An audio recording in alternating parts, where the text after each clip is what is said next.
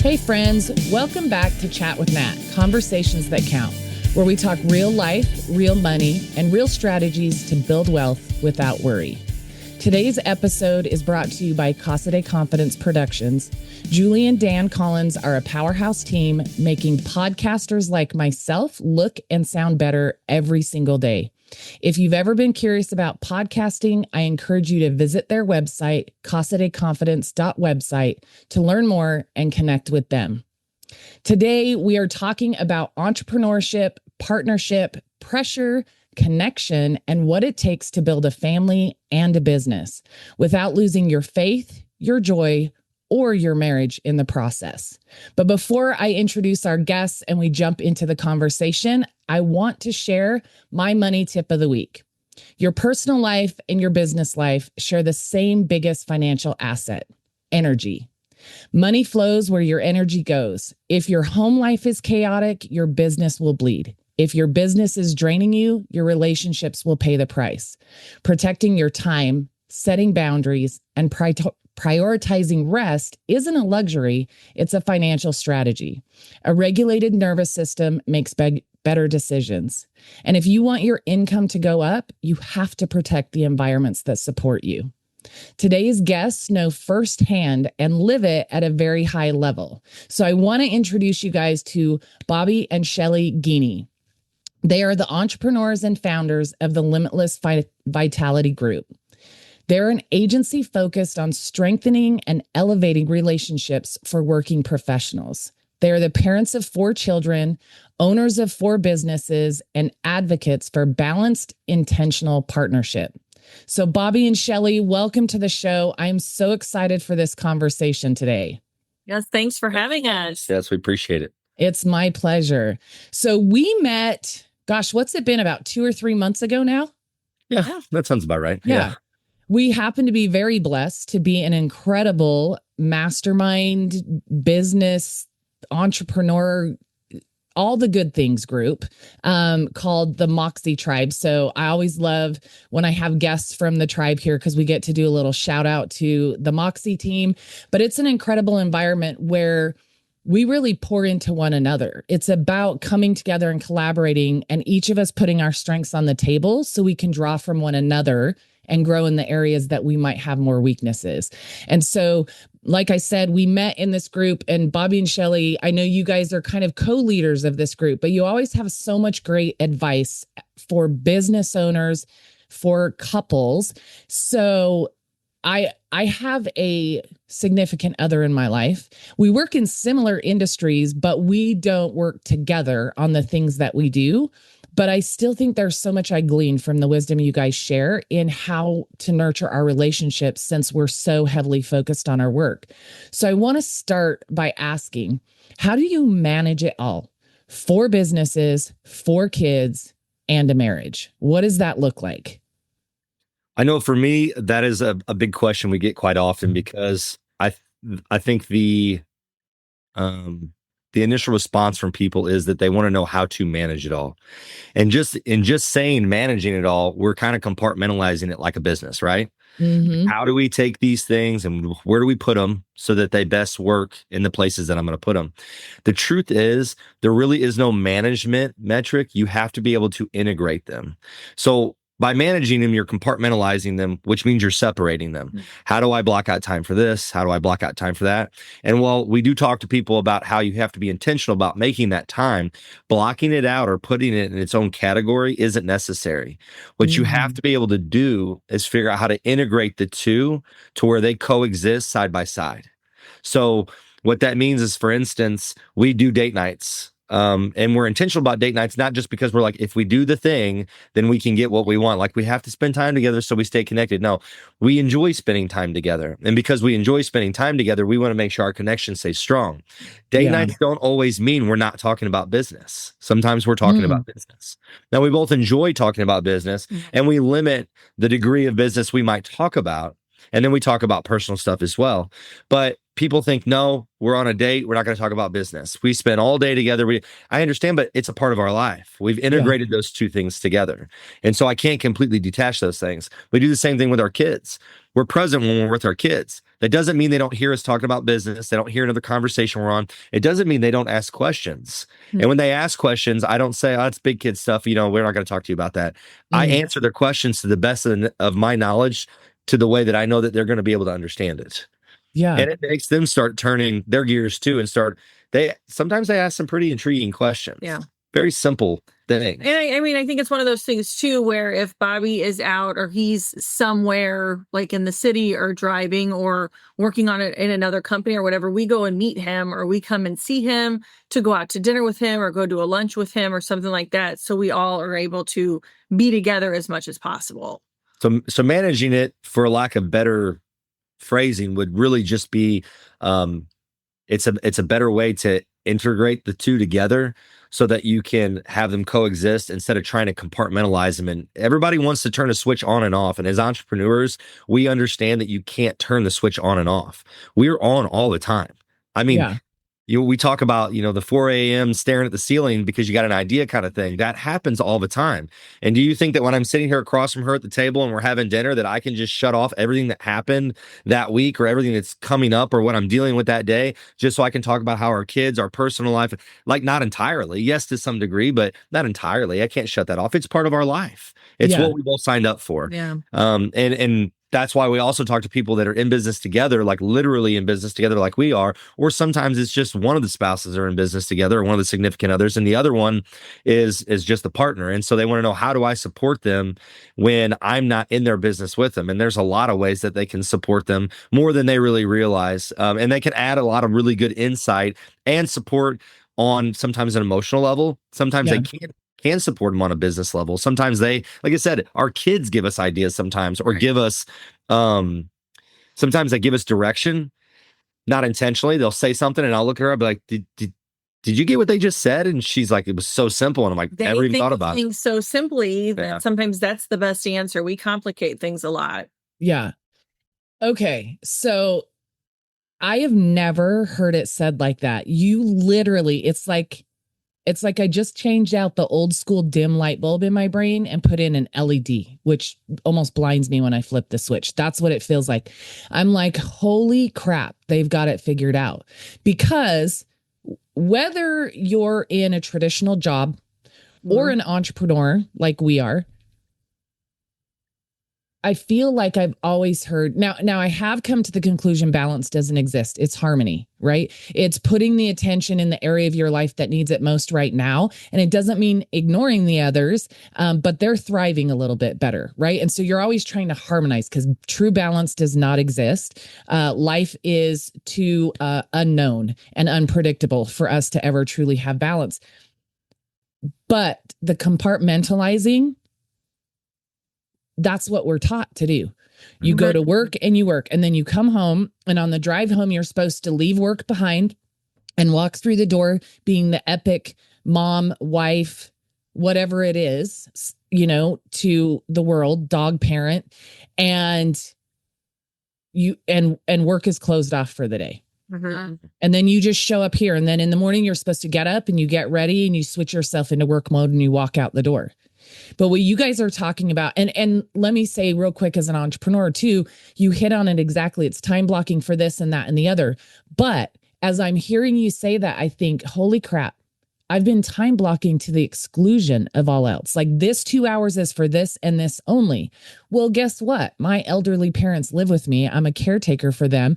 That 2 hours has to be able to get interrupted if they need me for something. Yeah. And so... And then what? What do you do with what you had planned then? Then now that where else do you put that? Because you have everything else blocked out. Yeah. But if you only had it blocked for that, then you feel that overwhelm of it's not going to get done. Or you push everything else back. And so now you've created an environment of stress instead of just giving your permission to, look, this is where I'm going to focus for these 2 hours to try and knock this out. But life is going on around me. So I'm going to give my permission to show up wherever I'm needed as I'm working on that. So not allowing a distraction or a reason to do something besides what you have to do, but giving yourself some permission to show up in your life where you need to. Sometimes it's in work, sometimes it's personally, and sometimes a lot of the time, really, it's both. And then the idea too, like you said, sitting across the dinner table, you have an idea. Are you just going to keep your mouth shut and not share it and then forget about it or not be able to? No, you're going to throw it out there, and you and Shelly may bounce back and forth on a couple things. And then you're going to get back to that conversation and kind of develop from that in the future. So I just love that idea of not being so strict that we exclude. You have to be a little fluid with what's going on in your day and your time. And everything is, to me, everything boils down to moments. These are moments in time. You don't get them back, but you want to put your energy in the right. You want to try to focus as much as you can. But too, like being with your parents, us being with our children. I mean, we're only going to get so many of those moments. So when we are with them, you do try to really focus and give them that time and attention, but you can't block out everything else that's going on because life is still going to exist. House payments are still going to need to be made. I mean, we still have to work also. Well, and the intentionality, I think that we misconstrue what we mean by that. So like if you block out a period of time to get something accomplished, your intention is in that amount of time, I'm going to accomplish this thing, right? Yeah. When in reality, your intention is that you're going to set aside some time to work on something. If you get interrupted, like I'll give you an instance. I have my uncle is mentally challenged and he's a dependent of mine. I take care of him. Okay. He's in an assisted care living center about 10 minutes from us. And I talk to him every single day. I see him sometimes a couple times a week. I'll go visit him, take him things, talk to him, but I text him and talk to him every day. Well, I plan Sundays. I plan my week out to as far out as I possibly can to get me a good jump start, right? Yeah. 6 a.m., 5:58, 6 a.m. last week, my phone rings. He has fallen and hit his head, and the ambulance is on their way to pick him up, and he's going to the hospital. My whole Monday was smoked. I was at the hospital with him till 1 o'clock in the afternoon, getting CAT scans, making sure he was okay, because he's very unstable. When he falls, he doesn't put his hands out, so his full force, he hits the ground. He hit his head off the tile floor, and he's got Down syndrome.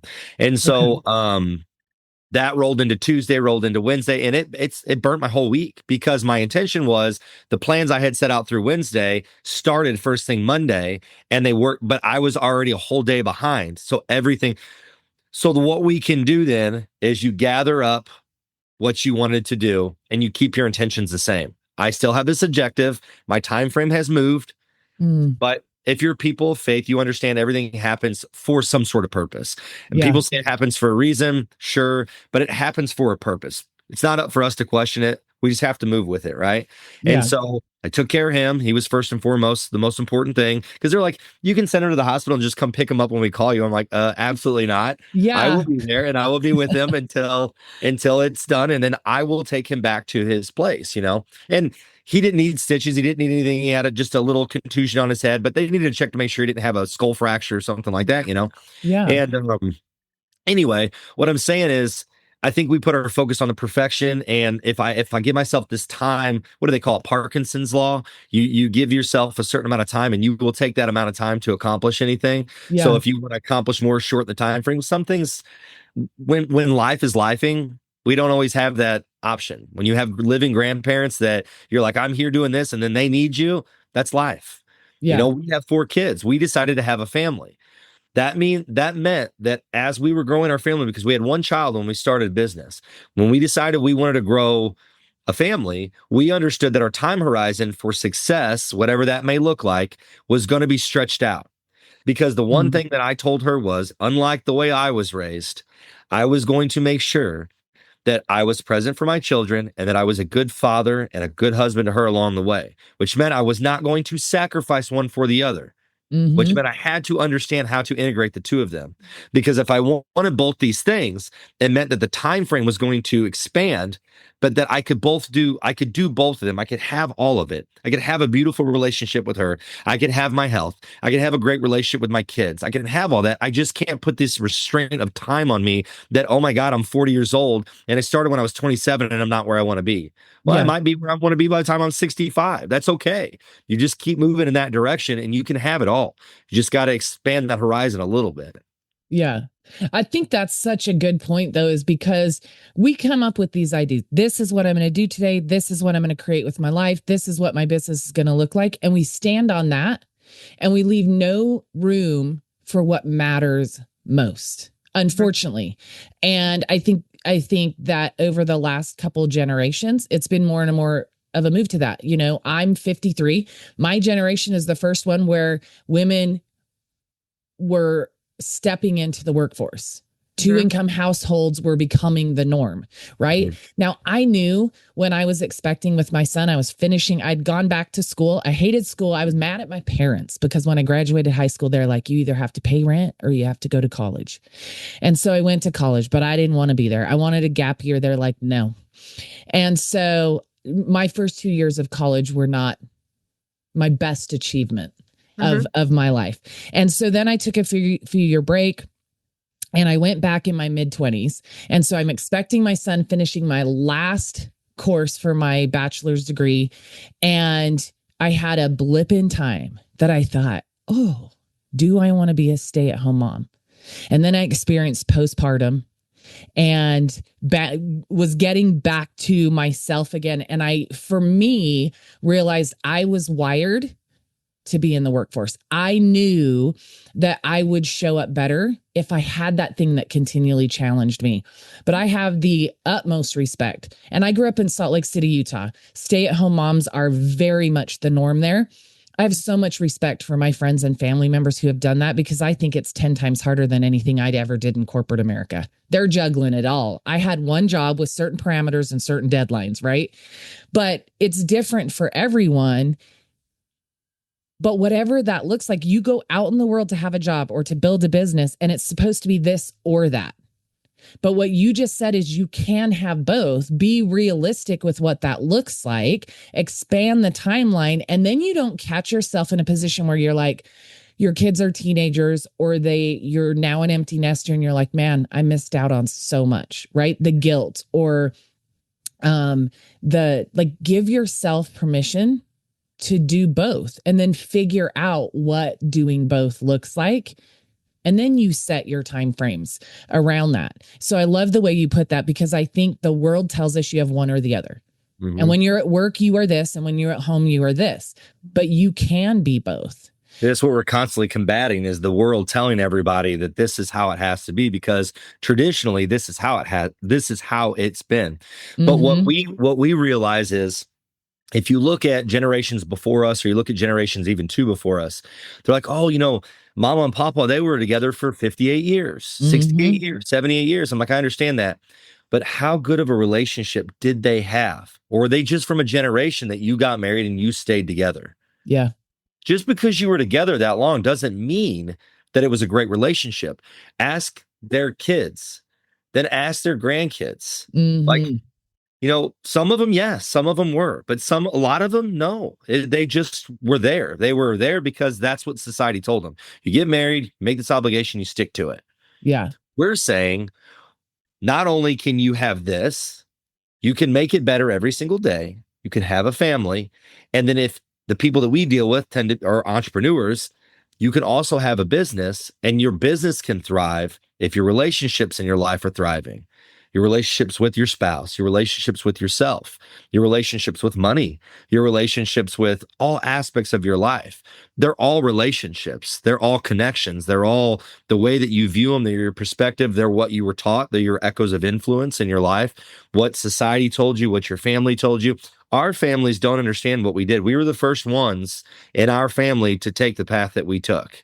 Yeah. So for years, the only two people we had to look at each other and talk to, we both would look at each other and be like, we're on the right path, like we're doing the right thing, right? And we could only validate each other because nobody else was out there to validate us. It wasn't until we started finding the proper circles of influence that we were actually being spoke to by other people who had also taken the same path we did. But for years and years and years, it was me and her. It was me saying, should I quit? Should I go back to working for somebody else? And her saying, no, like I think I see you making progress. And then, she might come to us and be like, what are we going to do? And I'm like, I will figure it out. I always I'll figure it out. It's what I do. I figure it out. Well, and two, I think when Bobby started with the trucking company and stuff like that, he was only 26. So I'm like, we still have time. If you need to go back later and work for somebody else, there is still time to do that. But right now, being is that we were a little bit younger, it was easier to kind of take that risk because it was just the two of us. Yeah. Yeah.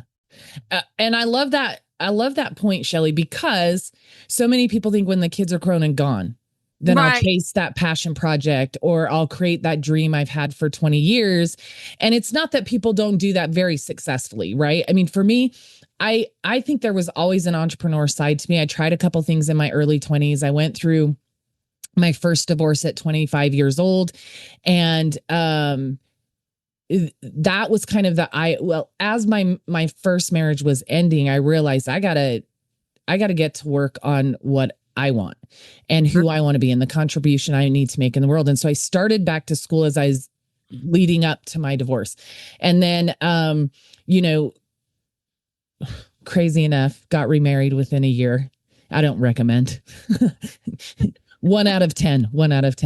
But I have my son, and his dad and I have a great relationship. We just weren't great partners. But it was a crazy time in my life, right? And I think, gosh, to have stepped in to continue chasing that, what is my thing? And I think, like you said, like things happen for a reason. I think things happen for me. Exactly how did they needed to for me to be the person I needed to be. So when my thing came along in my mid 40s, I jumped. I didn't question. I was ready for it. And I also think, like, man, if I'd had started that in my 20s, I ended up divorced again and a single mom. And I don't know that I could have sustained a business. And instead, it came for me at the time my son was a senior in high school. He was about to go in the military and all of those things. And so I look at it as like things happened how they needed to for me. Mm-hmm. And I don't try to define it was this reason or that reason, but I can look back. I used to say, man, if I could go back to 25, knowing what I do now, I said that for years and years. And now I think, heck no, I would not go back. I needed every single struggle, whether somebody else put it on me, I put it on. I needed every bit of that to be who I am today. And so it's this weird mix of you want to define things, but then somehow they make sense in a weird way. But for you, before the kids and all of that, starting in your mid 20s, I think it's allowed you to get your feet underneath you and then have the first kiddo and then expand from there, even while your family was expanding, instead of just putting it off and maybe never accomplishing some of those things. So it is different for everybody, I guess, is the point I'm getting to. But if you have that opportunity, don't just walk away from it. Step into it whenever it does show up for you. And if that's your thing, this is the thing I want to do, don't put it off. And if you have a partner, find a way to include them, which leads to kind of the second question. And the next place I want to go in the conversation is I'm sitting here thinking about, we talked a little about like there's work and there's life and there's no mix. And what you guys do is the exact opposite. You integrate them both together. And I think one of the other things that has become rampant in my generation, and let's see, I'm Gen X. So what's next? Gen Y or is it Gen Y? Is there a Gen Y? Yeah. Okay. I always get them confused. So people pouring themselves so much into their careers, and now with both parents in a household in the workplace, but keeping it separate from each other because that's what you do, has opened the doors to another level of relationship problems, because we don't talk about our work, whether we're entrepreneurs or we work for somebody else. We don't talk about our work with our partner. We talk about it with the people we work with. And then we come home and we got to put on a different pair of shoes or a different hat, whatever you want to call it, and be this person. So what happens is it opens the doors to relationships being built in areas outside our home, outside our families, instead of strengthening the relationship inside our home and within our family and doing that together. So you create this separation. And I think that, you see it all the time. I spent 20 years in corporate America. I saw it all the time. Relationships develop in the workplace because that's who they were leaning on to accomplish the work, go through the stressful projects, whatever was happening in the business, right? And instead of, even though you work for somebody else and your spouse is not involved in that, going home and sharing that with them, leaning on them. And that's what you guys specialize in. So whether it's somebody that works for somebody else, works together with their partner, or even in my situation, like you were talking about, Bobby, your spouse may not be in the business, but there's still a way to bring them in, have them be your support, your soft place to land when you need it, but also the kick in the butt when you need it. And I know you've talked several times in some of our calls about how Shelly's been that for you through the years as you were building the businesses. So I want to ask the next question specifically is, in your opinion, what's the number one issue couples in business face that cause the relationship to implode? I would say, in my opinion, would be lack of communication. There isn't any thought just about that goes through my head that he doesn't hear, that I don't say, that we don't talk about. It's the lack of communication, and the lack of proper communication. Mm. There's a big difference between the two. Because I don't want to go down a massive rabbit hole here, but communication is huge. Yeah. And I think too, like when you're talking about the workforce aspect of that, I think sometimes people have chemistry with other people. Yeah. Right. Yeah. But when you are in a strong relationship, that chemistry that you might feel with somebody else isn't going to creep in when it's strong at home. Yeah. So I think when you're leaning on those people at work and stuff like that, that's fine in the workforce to be working on projects and stuff like that. But you're not going to let those other feelings or anything creep in when you're in love with the person you have at home. Yeah. And so we're communicating all the time about what's going on, because I do help a lot in the clinic and that kind of thing. So we do have a lot of different things going on all the time. But because we are doing this together, I am discussing the things with him. He's discussing it back with me. So we are able to talk about that all the time, different issues, different problems that are going on, because we want that strong foundation. And so when we are building this together at home, you don't let those little cracks develop. So the part of the whole process is the intentionality of the process. Okay. And the intentionality of the process, like she's speaking about, as far as like the workforce and being at work, you do have chemistry with people. It's a syncrasy. Like you're synced up with people because you spend so much time together. Okay. Yeah. You're having coffee talk. You're having conversations about your personal life. You are working hand in hand for multiple hours. And if you have personalities that click or you vibe with somebody, you do. But I can vibe and click with somebody and still maintain a professional persona to where that feeling of lust doesn't creep in for me to anybody else, because this is so strong. I don't need that. That part of my life is fulfilled right here. Yeah. So I can still have that chemistry with people, which I do have chemistry with guys and women that allow me to do my job better. But that's part of my leadership. Yeah. So when I'm working within my companies and I have that type of connection with my team members, that's the syncrasy that we have. That's on a professional level, because the way that I portray myself to those people is how they're going to. Now, I can't always say how they're going to take me, but I can be intentional about the way that I allow the conversations I have, the way that my tonality, my body language, the way that I present. Like, I don't text people inappropriately at like 8:00 on a Saturday. Okay. Yeah. There's one person in our life that has access at weird hours all the time, and that is our personal assistant. Because she's in every aspect of our life. But we even hired her out of intentionality because she's a very specific type of person. She's a very specific personality type. She's a very specific set of skills that is exactly what we were looking for. She's in a very specific part of her life that allows her to be integrated into ours in a way that it doesn't blur those lines. Yeah. But with that being said, I think people don't take those specific steps. And then when it comes to the communication, they either don't speak about it, which is the lack thereof communication, or they have improper communication. By improper communication, I mean, we talk about setting the table, setting the environment, approaching somebody in a specific type of way. When I say setting the table, it's a very common term that her and I use. Setting the table in a conversation is making sure that you have the proper environment, that you're in the proper headspace, and that is the proper time to have that conversation. When I come in upset, she's doing the dishes and the kids are running around, and we got to be somewhere in 5 minutes. That is not the proper time. Read the room. Yeah. That is not the proper time to have a serious conversation.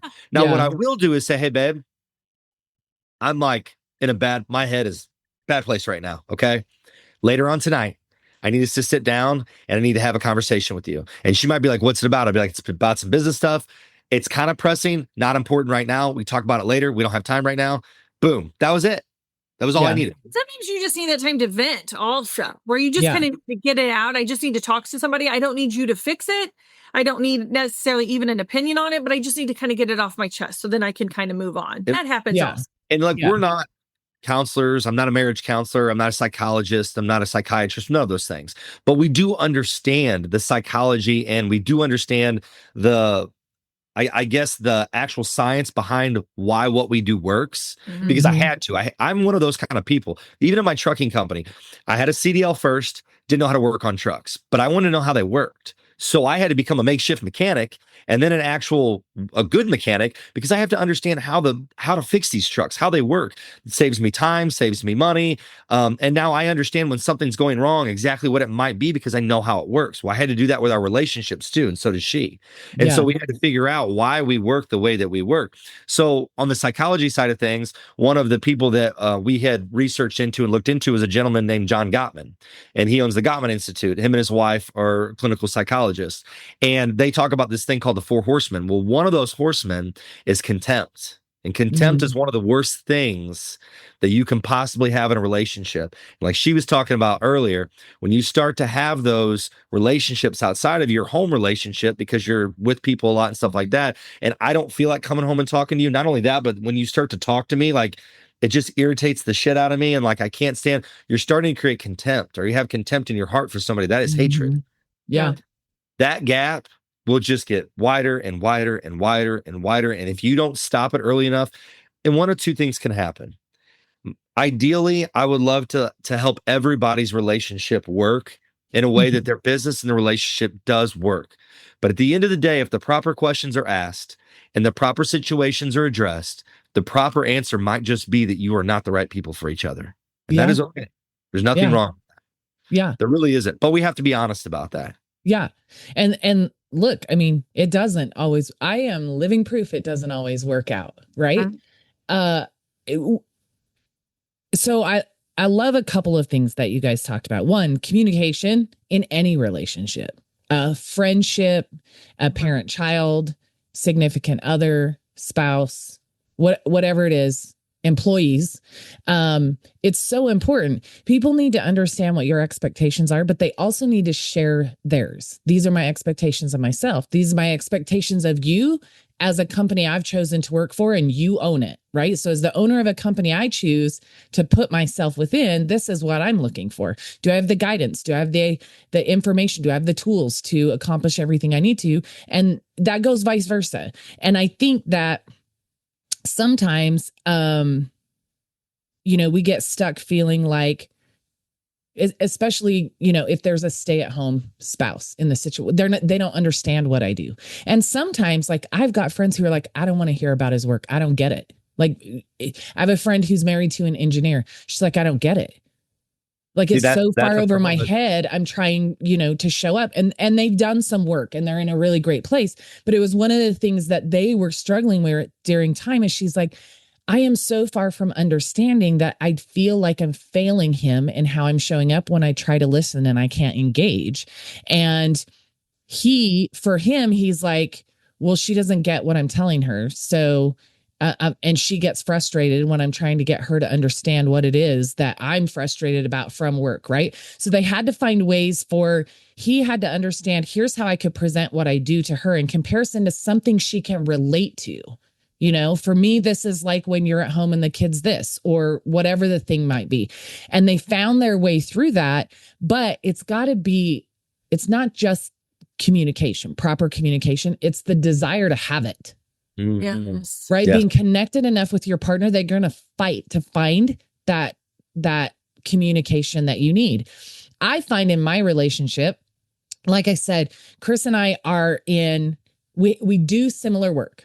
He is in the energy world. So he's kind of a broker. He finds people who mostly commercial, he can do residential, but in deregulated areas, he can go to a business owner. Their electric contract on their buildings is coming up. They want to get a new quote. So he goes to the electricity providers. He gets all different kinds of quotes. He builds everything out. He helps negotiate it all, and he makes a commission on it. I do the same thing in the financial world. I work with business owners or individuals who want to protect their families or build wealth, and I show them different options that are available from the carriers that I have access to and help them put things in place. The problem is that I am always trying to push myself, right? To get my business where I want, to make sure I'm showing up the way I want, challenging myself to continue growing and all of those things. And so we come together from that perspective and forget to, hey, if I'm going to talk to him about his work, I've got to step into the non-type A, type D, depending on what personality things you're familiar with. That is me. I am driven. And so I'll go in and I'll be like, well, you just need to do this. He does not need me to say that. He needs me to just sit there and listen to the struggle he's having with a customer or an energy provider that he's working with at the time. And I'm trying to give a solution, and vice versa. So we sometimes have to slow down. This is a work in progress at all times, but we're figuring out a little bit of the time. We have to slow down, and I don't need him to come push me. I have all the people around me to give me the example, to challenge me and push me. I need him to show up and say, and either just listen, unless I specifically say, hey, I need your help with this. Like, how would you handle this situation? I just need him to, like Shelly said, read the room, do I sound like I need somebody to listen to me, or I need somebody to help me solve a problem? And as men, it is one of the best things about y'all. You guys are fixers. Yeah. You guys are fixers. And we've got into that before. Yeah, we've got into that before, because it's even to the point where we talk about proper communication. She might just be like, hey, I'm going to talk to you about something. Don't need it. I want you to listen. I just need you to listen. Mm-hmm. I don't want you to go do anything about the information I'm going to tell you. I don't want you to speak to anybody. I just need you to hear me out. Yeah. And I promise you, when you guys talk, sometimes it is like you are setting the dynamite out there and lighting the fuse, and then put it in the box and be like, I need you to go place this box right underneath the thing I need to blow up. And that's exactly what we're ready to go do. We're prepared for it. But if you set that table and tell me, I don't need that from you, I just need you to hear me out. I'll ask you a question. So when you guys have conversations about work, okay, and he's explaining something to you, I know our brains as entrepreneurs, like I said, even that we start to see from a different side of how we might be able to fix that. When he's asking, is he asking you your opinion, or is he just speaking about it, and you're just listening to a story? It is, and your brain's just going that way. It's both, but I think more often than not, I tend to be a little bit of, I want to always try to fix things, because and I think I brought this up on one of our group calls a couple weeks ago. I have spent, how old's my son? So I've spent about 18 years being the male and the female, raising my son definitely for 15 years of that, and then stepping into entrepreneurship. And then also my corporate career for 20 years. I was one of a couple of women that would be in a good majority of the rooms I was in. And so I had to step into that masculine side. I think that it became very comfortable for me. So I think sometimes he is trying to share with me, and I am trying to fix or advise. And that's where I'll give you an example. So this week we're working on projects around the house, right? And here's the crazy thing too. Painting the house, I shared with you guys before the episode. Last Friday, I decided to paint the house. So I killed myself last weekend getting it prepped to paint. My son and his girlfriend come over to help paint. My mom's birthday was Monday. My boyfriend Chris's birthday was Tuesday. Thanksgiving's Thursday. So I have put this on myself. This was my decision. I chose to put this on myself. And I spent like 5 days in a love-hate relationship with myself. I knew it was going to feel so good to wake up Thursday morning and just get ready for guests for Thanksgiving in a clean, fresh house. But I hated myself for deciding to do it then. And so I was snipping at everybody, but especially Chris. And it was on Wednesday. There were 2 or 3 different times, and I was doing something at the sink. I think I was washing out a paintbrush, and he was trying to make us dinner. And he's like, babe, I need to get to the sink, because he had to strain something. And I'm like, what? And my son is standing across the island from me. And I happen to look up at him, and he has this look on his face. And I'm like, what? I mouth what to him. And he's like, that's all you, Mom. And he turned around and walked away. And I was like, oh, there were literally 3 times on Wednesday. He's like, you decided to do this. And, you're snipping at Chris because he's in the wrong place, or he's not doing exactly what you would want him to do. That's the thing about the one person I got communication right with in my whole entire life was my son. But that means he's the person that can check me in 2 seconds flat. And that's where I was like, okay, I still got a lot of work to do in this area, because when I get into a stressed out place, I expect people to be able to read my mind or to know what I'm doing. And then when I have to explain it, I get frustrated. And so that's where I was at. And I started thinking, Chris and I are really working on our communication right now. It's a place we're talking about the next level in our relationship. Our communication has to be better than it is. And we both admit that. And we want that. We've both been divorced. We've both been single parents raising our kids. And so that's an area of focus for us. And my son pointed out to me that I have a lot of opportunity still there in front of me. And I'm grateful for that. I appreciate that honest communication rather than somebody not saying something, right? And so then, of course, I have to realize, hey, I got to pull Chris aside and say, you know what, babe, you helped a ton this week. I'm so grateful for you. I'm sorry that I didn't see it in the moment or whatever. And that's where I have to allow myself to soften more than I do. I always keep those hard lines up. And that's an excellent example of a situation we speak to people about. Yeah. Being the person and to give messages and being the person to receive messages. Mm-hmm. So a lot of times you'll have one spouse that's either good at one or good at both, and you'll have the other one that really is like not there at all.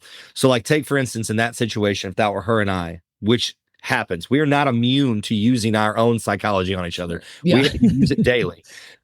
Because I understand that sometimes I'm very direct when I have an issue, and to the point where the majority of people would immediately get defensive about how direct I am. And I can see it in her eyes, but I can also see her because the one thing that this person can do easier than anybody else can is affect my emotions. We're emotional beings, whether we like to admit it or not. We can't really departmentalize the two. They kind of intertwine. We might be a little better at being stoic. We might be a little bit more overly emotional, but fact of the matter is we are. So in that situation, I'm doing something crazy like that. And our Shelly is, we'll say, and I'm like, you know what, babe? Hey. And she'll stop and she'll look at me and be like, I didn't decide to paint this. I'm just here to help you. Yeah. Rather than getting defensive, she'll look at me and be like, I know. You're right. You're right. I just need your help. Immediately, that whole situation is dissolved. And explaining it like that to someone like you, thinking back in the situation you're in, like, yeah, that would be great, but that's not the way it would go. I understand. But if you can get to the point where Chris understands that that's how he needs to address you, and you need to get to the point that you need to understand when he addresses you that way, his intention is to help you, not to hurt you. Yeah. Because that's the thing that we have to understand with each other too, is if I come at you any type of way, understand my sword is always in its sheath. I'm not trying to cut you. I'm trying to help. So if it sounds like I'm cutting you, assume I am not. And then proceed assuming that I am not there to hurt you. And where does that take you? The reason I asked you about that earlier about the questioning is one of the things that we like to tell people and work with people on is a skill of declarative language. And so for men, and I think this works for women too, but I understand from a man's perspective, sometimes the message hits home a little better when we have came to the conclusion ourselves. Sometimes the best way to come to the conclusion ourselves is through questioning. So next time that you get in that situation and you know the answer, don't express the answer. Express questions that'll lead him to the answer you're about to tell him. So Take, for instance, say he's like, I have this client won't do this, and I know that this is the best thing for him. And I presented it in this way. Instead of being like, well, the thing you need to do is you need to put it like this, and you need to address it like this. No, I'd be like, okay, so you addressed it. How? This is what I did. And why didn't he like that presentation? Because he thought X, Y, Z. Okay. And so like, how would you think that he would better understand that? Like, how could you present that? I don't really know. Well, what part of it was he not understanding? Well, he wasn't understanding that this is the savings if you did it in this type of way. Okay. So what would be a better way, or what's some way that I could help you put something together that would be a better presentation that would maybe relate to him a little better? I just want to help you. Why I think that if I did it like this, and this, that he would understand. So you think that if you approached it from this situation and you expressed it in this way, that he would understand that? Yes. Mm. And then what I would have said in the very beginning was, I think if you would have just done this, and this, and you would express it that way, he'd understand it. But That's 100% me. Conclusion. Me That's too. 100% Me too. Yeah. And so in my leadership within my companies, I had to do that. So Jeremy hits on it all the time. He talks about how you have to empower your leaders to lead. Because as leaders, we want to just give the answers, but good leaders don't give more answers. They give better questions. Yeah. So we do that in our relationships. We do that in our businesses. What I do is I know the answer. I know the answer that I want. I do this with my personal assistant. She'll say, this is what we're dealing with. How should I handle this with the dispatch company? How should I handle that with the drivers? And I'll be like, okay, so I'll lay out the circumstance. She'll be like, yes, that's correct. And I'm like, okay, giving that, what's the best option? I use the 1-3-1 rule. You give me 3 options, give me or give me your issue, give me 3 options, give me your opinion. When she gives me her opinion, if it's not the one I'll express, I will lean into the side of why I wouldn't pick that one. So I'd be like, so if we do that, what about this, and this? Oh yeah, that might not work. Okay. Well, what if we did this one? Okay, if you did that one, what would it look like? And she'll express it, and I'll be like, okay, and then how would you like send that to the guys? She'll map out the sentence and she'll send it to me, and I'll say, I like it. Yeah. So it's still leading with questions. Here's the ironic thing about you throwing that out there. About 6 months ago, my broker in my business, we were talking about something, and he's like, Natalie, you just need to step into asking more questions, help them get there on their own, right? So I work with a lot of agents who've chosen to come build businesses with me. They're their own independent agents, but they're building within my organization. And so trying to lead them as they're all hitting different levels and building their businesses, I'm like, oh my gosh, I'm running into this challenge. And he's like, just ask questions and help them get there. It does 2 things. One, it gets them to the same place you're trying to tell them to go, but it's building confidence that they're leading themselves there. And so I've really focused on that. So to have you say that on the personal side too is show up for him by asking him questions to help him navigate through what he's having a hard time getting to. And so I love that example. And here's the funny thing too. My son can call me on my crap in 2 seconds flat. And sometimes I'll snark back, and then he gives me the one eyebrow raised, and that forces me into a pause. I've gotten better about when he jumps on me to begin with, I pause and I'm like, oh man. Right. So he can catch me that way. And I think an area that I'm growing is I need to give that same permission to Chris. What if Chris did the same? Does Chris do the same? Once in a while. Or will he not? Once in a while. But if he does, what's your reaction? Oh, you can be honest. What's your reaction? I jump right back. Okay. Yeah. Like, don't tell me or don't. Do you know where that stems from? I don't know. I when I look at it, I think it's because I've always had to take care of everything. And well, why is it that your son can do it, but he can't? I don't know. You know what my opinion is? Yeah, I would like to know your opinion, please. For real. It stems literally just from a level of respect. That's what I was going to say. Mm-hmm. You respect your son on a totally different level than you respect Chris. If I could say it. Yeah, and it's not. It's because, for starters, your son's your son. He's a piece of you, and you guys have this bond that's way longer than you and Chris. Yeah. If you think that the level of relationship you and Chris are in and the direction that you're going is going to lead ultimately to maybe marriage or life forever, or whatever, to where you're going to commit your life in a way that obviously you've committed to your son. The same level of respect that you have for your son and taking and receiving those messages is exactly what you're going to have to give yourself permission to get from Chris if you know that Chris is not there to hurt you. Because I feel like you've got to break down some of those walls. You've got a lot of walls. Mm-hmm. And those all come from valid places. Yeah. Those all exist for reasons. There were metrics. There were things you had to put up to protect yourself from previous and past issues that you've had. But with your son, you don't have those because you know he's not going to tell you anything than the truth. Yeah. You know that to be true with Chris. You have to allow yourself to receive that message the same from him and give him permission to give it to you. And then, because I feel like too, just hitting back on what you said, when you said, you've always had to kind of be the masculine and the feminine, but with Chris, I think you're going to have to kind of let that feminine take charge a little bit more and maybe let him be the masculine in your life just to kind of see how it works for you. Yeah. Experiment. No, I think you're absolutely right. That's the one thing that's the conversation I've been having with myself is, look, let him take care of the things he wants to take care of around the house. Like give him, and just let him have free reign with it. Like allow myself to just trust he's going to take care of it, even if it's different than I would have done. Yeah. And even though it's just not wrong. Leaning in more to the feminine aspect of it, it doesn't mean that you're any less of a person or anything. I am still just as strong and independent as I always am, but sometimes he does need to take over. Yeah. Perfect. And it's exhausting being everything all the time. 100%. It's exhausting, dude. You can't be everything all the time.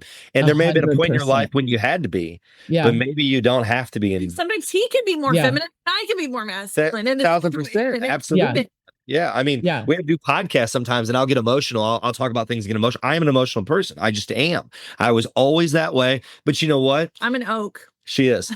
It served me very well in a lot of ways because when I communicate with people, it's easier for me to communicate with them on an emotional level than a like hammer level. I've never been the kind of person that can just be like, do it like this because I said so. Yeah. I've always been the kind of person that's like, here, hear me out. Like, let me explain to you why. Let's get on there. And he's like, you're so direct. And I'm like, that's all it entails. That's all I need to be at this point. But she's not always like that with me. Like I can be, like I told you, there's sometimes where I'm like, Shelly, da, da, da, da, da. And she's like, okay. And I know she wants to just rip my head off, but she understands that I'm not trying to hurt her, even though it might have been perceived that way. And then her reaction to that influences what's going to happen next. Yeah. Her reaction to that pulls me down and puts us right back on the same wavelength to actually achieve whatever it is that needs to be achieved instead of us getting into a giant fight and leading to nowhere. Yeah. And then with all this being said in your personal life, how do you think that's going to affect the decisions and the things you need to do within your business? Who wants to go to work? Who wants to go to work like that? Yeah. Yeah. Who wants to go try to sit down and make some sort of heavy decision or deal with things when on your mind, you're dealing with this right now? Yeah. So you're going to do it in a way you might not, because I mean, they might take the wrath of what's going on and they shouldn't. Yeah. Yeah. And the honest truth is they're the things that I would love lifted off my shoulders, because just like you said, Bobby, it is completely overwhelming to try and manage it all, especially when you add my parents to the mix 3 years ago, and we'd been dating for 4 months when I found out that my parents couldn't live on their own. And I called him. I was in Utah. He was here watching my dogs. I'm like, I'm going to be moving my parents there. And he's like, all right, what do you need? What do you need my help with? Right. And so, do I know he's not here to hurt me? Yeah. But I have to allow him to show up in the places that are the things I want to release so bad. It's a me thing. Right. And so that's where I'm challenged with my work. Or my approach to things. And I keep saying, just let him. People always say, let them. Yeah. I need to just, they say let them in the perspective of just let him go, let him do, let him whatever, right? Let him be hurtful, let him do whatever, don't want to affect you. Yeah. But for me, I need to let him show up, let him own the things he wants to, because that's less that I can. That means I can breathe better, and I'm likely going to show up better for him in the places he needs me as well. Don't assume those things. Have that conversation. Yes. That's the thing too. Yes. So like people are like, I think. Why? Why do you think anything? Well, because they did this or they did that. Ask them. Yeah. Where do you want to show up in our relationship? what do you want to be in control of? What do you want me to give you the reins to just handle? Because I need something off my shoulders. I've been dealing with all of it for the majority of my life. And now I have somebody here that I know can support me. Yeah. And as I'm giving more time into my parents and more time into my business, there are aspects of my life that I would love to not have to deal with. What could you do? He might say, what do you need me to do? Mm-hmm. And if he's being honest, he would tell you, I'm not really good at that. Or, yeah, I'd love to do that. You know what I mean? If no And one he ever will. has these conversations, you'll never know. Yeah, he will. And I told him, I said, babe, I didn't ask you to help paint because I know you didn't love helping me paint the 2 rooms we painted before my parents came. And it's your birthday week. So I called my son. I'm like, hey, you want to make some extra money for Christmas? Like, come help me paint. You're off work anyway. And so, and he's like, yeah, thanks so much for that. He's like, I would have done it. And I said, yeah, but you would have been miserable. So it's more of that, right? Is where do you want to lead? What do you want to take control of? And then I just need to I got to let go is what I need to do more in some areas. And so, look, here's the example, hopefully, that everybody listening is getting is, I'm willing to throw myself out there, and let's use me as the example in talking through this today, because I'm in the midst of this work right now, figuring out how to lean on somebody else and how to be that place for somebody else to lean in my relationship, because we have been together almost 4 years and we are having those conversations. And I've also met Bobby and Shelly, who I have a ton of respect for. And, they've shared enough of their stories. It wasn't always gumdrops and rainbows as they were building these businesses and building a family. But I think all of it comes down to communicating about what you want to build in your life, what that looks like, setting the timeframes that we talked about in the first section, but then how to continue to communicate with your partner so you stay close. You are that soft place to land, but also that kick in the butt that I mentioned earlier that they need, because we all need it at different times. But if you're not nurturing and fostering that communication, you're going to become misaligned, right? I just think that people misunderstand the communication aspect of things because they're just like, okay, so like we talk, we have conversations. Yeah. And I'm like, oh no, like I literally have I don't know, probably hour and a half long, 10 segment document on communication styles, communication types, the effective communication, bad communication, verbal cues, nonverbal cues. Like, we don't understand all the science that goes into what we're doing when we're talking to somebody. Yeah. We don't understand what these hand gestures mean. We don't understand what the eye contact means. We don't understand what the body language, the way you're standing, the way that you posture yourself to somebody. All those things are being perceived on a level that the other person doesn't even realize. It's subconscious, but it also is weighing into the way that they're going to react to you. I can come give you some horrible information, and I can do it in a way that you're not even going to understand what I told you, because you're gonna be like, was that bad information or was that good information? Yeah. Because my body language was telling you that I was okay. It's okay. But my words were saying something else. They're so confusing to people. And some people get those things. You ever heard of people that are like socially awkward? Yeah. The reason they're socially awkward is usually because they're very intellectually all there, but their body language is super freaking awkward. Mm-hmm. And so people don't know how to take that. They're like, but you just look so unconfident in yourself, but you sound extremely confident. It's because those two things are conflicting, Mm-hmm. And so that happens here. It happens in your business. It happens with each other. And I think you also have to remember that you do need you have to break down those walls and stuff, but you still have to keep it fun. It can't always be serious and strict. Yes. You know what I mean? You have to let that person in to see your fun side too, because the playfulness. that's what's gonna take you far. Yeah. It's funny because we've literally had like moments in our business life that were on fire bad. I mean, they just we didn't know what we were going to do. We didn't know where we were going to go. And I can still walk into a room with her, put a smile on. Our intimacy's still on fire. Our love language is still wonderful, even though I don't want to get into love languages. But that's a whole other rabbit hole. But I mean, we're so solid that even if everything else around us that we created wasn't going great, we're still great. Yeah. We're still good. And if I can have that nucleus of power, everything else will stem back from it. If I lose that, that's when people get depressed. That's when they crumble. That's when people get suicidal. That's when people they really lose themselves, when they lose that nucleus. And Yeah. so focus on that nucleus, no matter how great it is or how bad it contracts, you still have this, and everything else can still grow from that.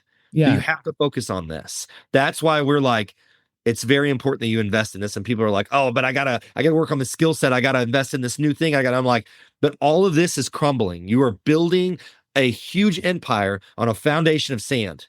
Let's get Mhm. some concrete underneath there. Then let's get back to the empire. But they don't realize how important that is. Now, there are people out there that are single that are building huge shit. And what happens is they get to about their mid 40s and they realize there's a whole section of their life that they're missing. Yep. We know people that are about that age or a little later that are super successful and they don't have kids. And now they're looking at their life going, I feel like I missed out on something. I'm not Yeah. saying that's for everybody and that's okay. What I'm saying is, if you ever thought that you had to have one or the other, you don't. You can have them both. You just got to push your horizon back a little bit. But you can have both and they can both be great. Yeah. And I love kind of circling back there as we wind down this episode too, Bobby, because that's the thing. If everything outside the four walls of your home were to go away, and I don't know why I'm getting a little emotional about this, but what you have inside those four walls is solid, then nothing else matters. But the world, society, always chasing to pay the bills, to provide the best, to be comparison game of everybody around us, the life they have, and we should be able to all that stuff outside does not matter. It doesn't. It's just stuff. Even your company, it's a thing, right? But if you're solid with the people that you care about inside your four walls, then all of that can go away. And just like you said, you'll be okay, because you know what? You'll get back out there and you'll do it again. Yep. And you'll do it better the next time because you learn the lessons, but you have that solid foundation like you were talking about. You have you're building a house on rock instead of sand. And look, I built the houses on sand and they got washed away, right? And I think that's why this comes up for me today is if I'm building a house with somebody again, I absolutely want, it doesn't mean it's going to work out. It doesn't mean it's going to be perfect because we can't control everything and everyone. But if I know going into it, I am confident that there is a strong foundation to build something successful on, that's a game changer. So coming from me who has, and not alone, I didn't get that wrong alone. There was somebody else in the equation, right? But to know that we're addressing these things before we take that step, that we're getting on the same page about what we want and who we are, and the communication especially, then I think the chances multiply exponentially. That when it gets hard, when we struggle, for us, we're at the age where parents are going to be passing away. We may need to support and help his mom more. That's a whole different level of stress on a relationship. You have raising kids, but when you're raising your parents, it's different. And so making sure that we are solid to get through all of that, right, is different for me. That's why it matters. And I've been through enough experience at 53 years old to look back and say, and also life wasn't I didn't have all those things, right? Oh, he's so handsome. Oh, we're dating. Oh, he put a ring on my finger. Oh, yes, life's going to be wonderful, right? That romantic, let's see, I was almost 21 the first time I got married. The white picket fence, all the things. That's what it is oftentimes. And then life throws things at you and you grow from your experiences. And so now for me, it's like, I want to know this piece is solid, because no matter how hard it gets, if this piece is solid, we're going to figure it out. If the business fails, if parents pass away, if whatever it is, we're solid. And that's what I think that you and Shelly are a phenomenal example of. And I haven't even known you that long, but I haven't even met you in person. But there is something about that can be felt through Zoom, in all honesty, when you two are on a call together, there is a strength there. And it's not a strength in a sense of a controlling factor. Like there's just something solid. And when I see you guys, I'm like, yeah, we talk about being in the right rooms where we can be influenced. Like that's what you guys are for me without even knowing it, is like, I'm trying to figure this out in my relationship. And when I see an example like you guys, that doesn't exist in most places for entrepreneurs, employees, anything that doesn't exist. And it needs to more, because people, companies, everything is stronger when you have a partner you can lean on. And I think that's what you guys exemplified. That's what you do through the coaching that you guys do for people, whether it's business partnerships and learning how to be the role each other needs, or actual marriages, or both. You're married and your business partners. Our position, everybody, truly is that you can build whatever it is that you want. And I think that people take for granted sometimes, which we did early on, that like for us, that we were really good with each other. And as time went on and we went through the struggles, and we made it through the struggles, we understood that like it just worked. Mm-hmm. And she came up with this awesome concept. We were working on something, and she called me and she said, I have this idea that I want to explain to you. I'm like, go ahead. And she said, I think that people are attracted to each other, but this whole concept that like there's only one person in this world for you is BS. And I said, I agree 1,000%. Yep. She's like, I could find somebody else similar or like you or whatever, maybe greater, right?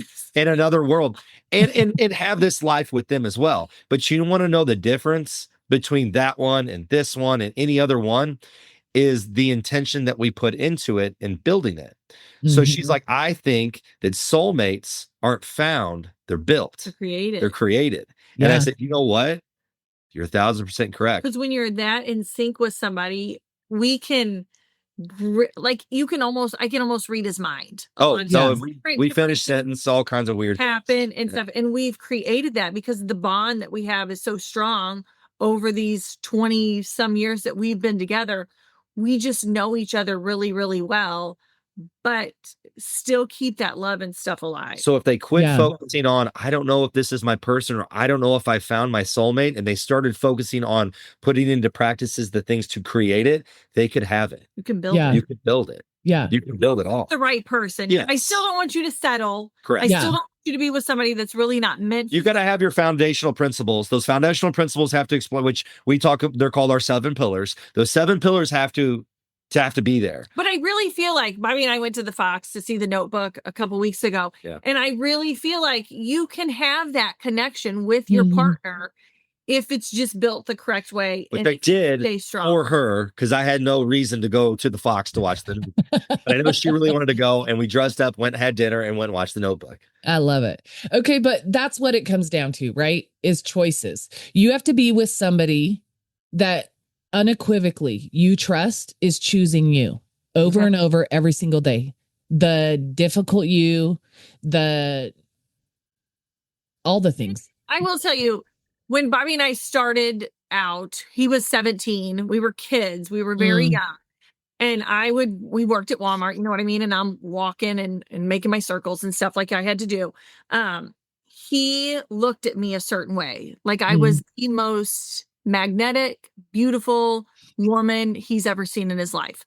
He still looks at me the same today as he did back then. And I don't want that ever to leave. Yeah. I do whatever I have to do. And we are who we have to be to where that doesn't leave us. I don't want that look to ever go away. So I'm not going to do anything also that's going to change this relationship. I don't want him to look at me any other way. Compromise that, or it's the intentionality. It's always the intentionality. Yeah. It's intentionality behind those specific steps. So if you find a man that looks at you like that, that's your man. Yeah. No, and I love that, so really briefly, Chris and I met at a friend's 50th birthday party. He's one of my dear friends, her husband's 50th birthday party, and Chris and him had been friends. Now, these friends they live like 5 minutes away,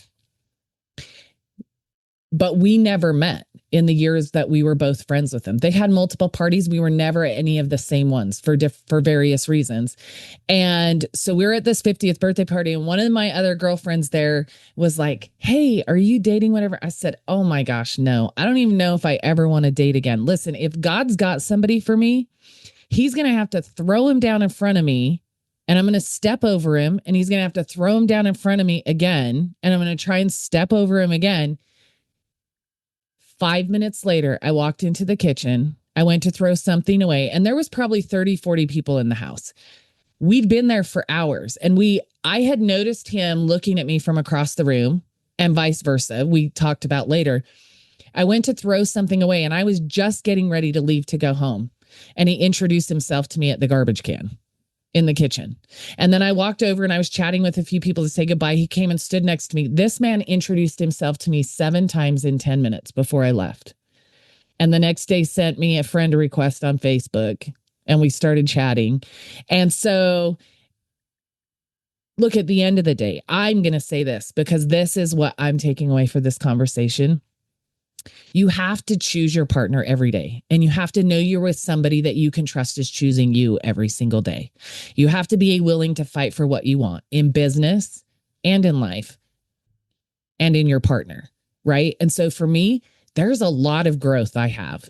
There are a lot of, like Shelly said, walls I still have to let down from the past. I have to let him lead because there are so many areas I want to be led, but I have to let go and allow somebody to lead me in those areas. And that's the growth and challenge that I'm going through right now, is realizing if I want that in a relationship, I have to allow it. And allowing it does not make me weak. It actually makes me stronger. Mm-hmm. Right. And so that's the growth I'm going through right now. And those are the things that I hope people listening to today's episode catch from this is, like Bobby said, you can have it all.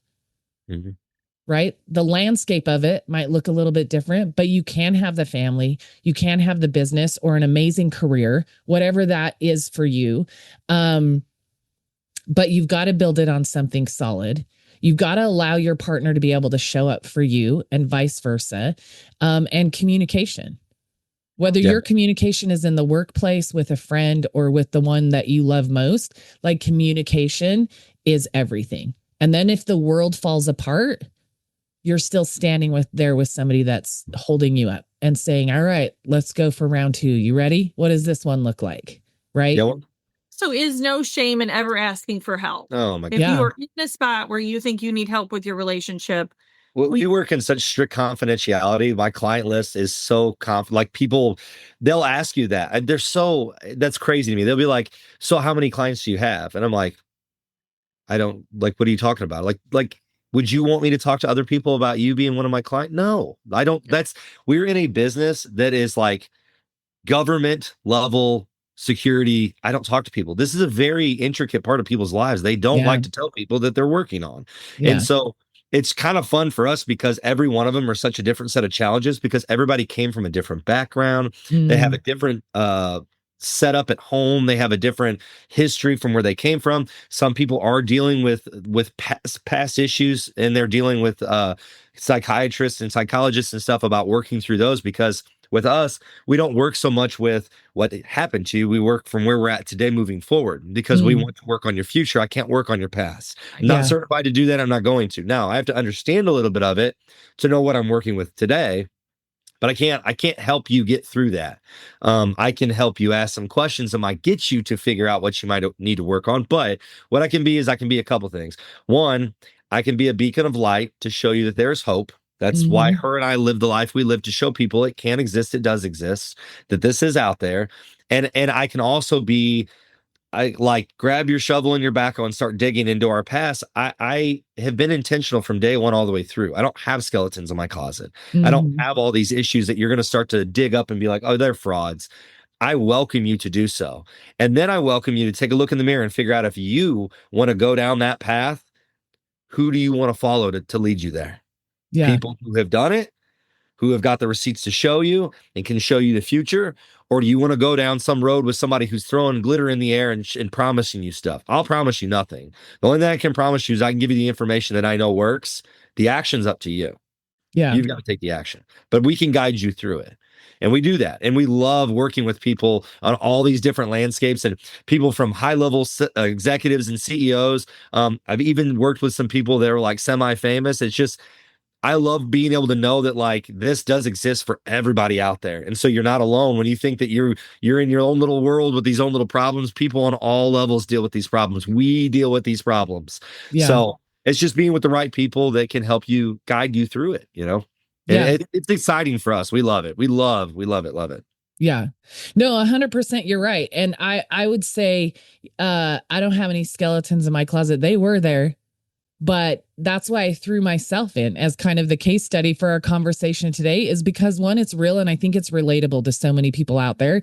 And especially I know a lot of single women who've been through divorces, who've been through whatever it was that they've gone through, are like me.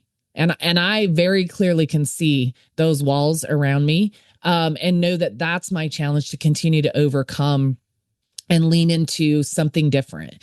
And so I hope people listening to this got that from this, right? I have not been perfect. One of my divorces wasn't my fault, and one of them was. And I've told that story before. I've tried little businesses here and there and failed. Why? Because I didn't do the work on me to be ready to build what I was trying to build. And also, I was trying to build things when I had a house built on sand. All of those things that play into it. And so that's what I love about what you and Shelly do, that you do this work together to make a difference for other people who are partnering in some way. You guys are an amazing example to me already in such a short time. And I've said before, that you know when you step into the right rooms, because you can see in a short period of time. For me, it's Zoom rooms, right? But I can see the faces on the screen, and I know the areas of my life that each of those people are going to impact. And I'm extremely grateful for the growth I know is coming for me, and the opportunity I have to be in there and contribute where my strengths are and what I do with my business and things as well. So, number one, if you're looking for a room like that, feel free to reach out to me, contact the show. The Moxie Tribe is growing. We're looking for amazing entrepreneurs, business owners who can have an impact and help each one of us grow on our journeys as well. But Bobby and Shelly, how can people get a hold of you? If they want to do more of this work, if they want to dive in, how can they connect with you guys and, have a call to figure out if this is a journey they need to go on? If they visit our website, it's www.thelimitlessvitalitygroup.com. Mm-hmm. It has all the information on there about what we offer, a little bit of our past, a little bit of our history, and what we work with people on. And then there is a section there that says contact. And there is a phone number there that you can contact us on. You'll fill out a little form that gives me some information on you. And then what we will do for giving us that information is we will give you a video. It's a 22-minute video on what we consider one of our pillars, which is how you show up in inconvenience. So it's a video of that, but then also we'll schedule a Zoom call. They'll give you a Zoom link and give you a Zoom call. You can get a hold of us there. You can DM us directly through Facebook at Bobby Guehne, or Instagram, same way, at Bobby Guehne. Also, there's a lot of free content on there. There's probably over 500 videos of concepts and different things we talk about. I would invite people to go explore some of those things. I would invite everybody to always do the research into anybody that they're interested in, because the proof should be right there in front of you if you look. And but we would love to work with anybody who is on that level looking for help, because we know it exists. We know you need it, whether you want to explain it or not, or express it or not. And it is probably, it's not probably, in our opinion, it's probably one of the deepest levels of impact that you can have in your business, is making sure that your relationships in your life are on the top priority list of things that get taken care of. Because no matter how great you look like you're doing on paper, you can be internally bankrupt. And you don't have it all if you're internally bankrupt. I would rather be externally bankrupt than internally bankrupt. Perfectly fine, because I can rebuild it. Money's something that the government made up for us. This is something that her and I built, and I don't ever want this gone. Yeah, I love that. I love that. Shelly, any last thing you want to say? I've appreciated this conversation. It's been wonderful to get to talk to you and be on your podcast. I'm very grateful for that. So yes, if anybody needs help or is looking for anything more, please reach out. Please. Yep. Yes, yes. Well, it's been an honor to have you guys. As I wind this episode down, here's today's hot take. If your business is thriving, but your relationship is dying, you are not successful. Success is harmony, not hustle. Your marriage, your faith, your peace of mind, those are the real wealth indicators. Burnout is a symptom of misaligned priorities, not a badge of honor. Your partner isn't your opponent. They're your greatest ROI when you invest properly. So don't build a business on love and a home you resent. Close every day in gratitude, open every day in gratitude, and you can build something amazing. What in your life needs more presence, more partnership, or more protection? I've talked today about a lot of areas I'm working on. And after this conversation, I'm even more excited to continue to pursue those conversations and build what I want with the person that I have in my life, and make sure that we're moving in the right direction as we grow the businesses and the life of our dreams. So if today's conversation hit home, share this episode with your partner or a fellow entrepreneur. Connect with Bobby and Shelly at the Limitless Vitality Group. And if you need help building a financial strategy that supports the life you're building, feel free to reach out to me anytime. I want to thank you guys for listening to this week's episode. And until next time, protect your peace, protect your people, and protect your wealth.